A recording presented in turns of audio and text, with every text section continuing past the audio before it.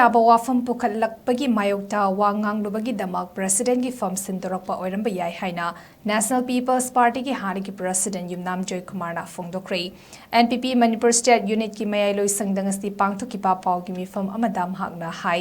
nomanini asida NPP gi national president oriba Meghalaya gi chief minister Conrad K Sangmana party asigi Manipur State Unit ki thaupuba sing sindoktuna president asi Dr. Lorho S. Fozena President Oina Nauna Fam Puragani Haina Order Tolakibani, Asigumba Tawong Ama Chatarakani Haibasi Mangzona Kangalak Palakide, Amadi Mikhal Pangtoktuna Kankibasu Nate, Conrad K. Sangmana Manipurda Laklambada Fongdo Kiba, Wafam Giona Taina Bada, Jatarakliba, Maki Tawong Asi Akan Mawong the Yaninde Haba Wafam Tamlakli. Narangi, NPP party की national president of shoot order कर्म order MD आई लोगोंगा ANOVA president महापौर की मतंग चीज़ दा speculation में हम तो करीबन जो कला नदी कनोगी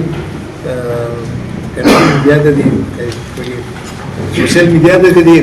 कनोगी युवाओं जो बात तातों करेगा जो हाई में जो योगी तातों को मक्ती नती हम कनोगी president देख लोग तो यह है कि वाले लोगों को कहता तो वो दिखे नहीं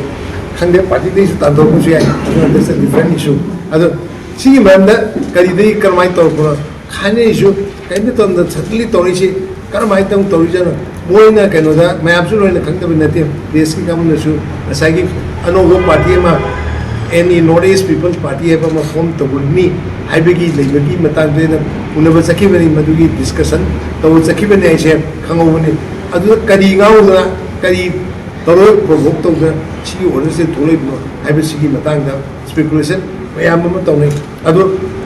हाइबे में हमसे पूरा मतलब यूज़ कोई सिंधुप ना बाप अभी भी रंगते नहीं इसको नची वहाँ तो बेस की में हमसे नरने पर कोई सिंधुप कोई कहने से कैसे उन्हें हाइबे बता कैसा कि Northeast People Party फॉर्म तो नहीं है ना कंधे की नब्बे में तांग मरी दा दिल्ली की constitutional club ता पंथों के बाद प्रेस मीट अंदर तो कि मधु की मतांग की वाली से होता है मरम दाई ता के दिन हाई बात सीगी कहना तो तांग होम दा कोना संगा कोई नेशनल प्रेसिडेंट जी कोई MLA लोकेंगी मचान पार होंगी कहना तो बोला आमने कोई people आमी अदे तो उन्हें बता कहना तो उन्हें कोना तो अदुदा एकोदा सीगी अनोगो पार्टी में फॉर्म तबगी मतांगी वासी कहीं तो हुक्म दे कोई ओपिनियन कई लेबर को पाएं सु अमता होते अदुगा ची तो दोई है जो खंगन दे अदुगा तांग मरी दा तो जेदा अमरम दा कोई जो करी नो कोई कहीं तो है दो कोई अमते यौन जे मन बुद्धि अमते यौन जे कहीं नो है दी खंग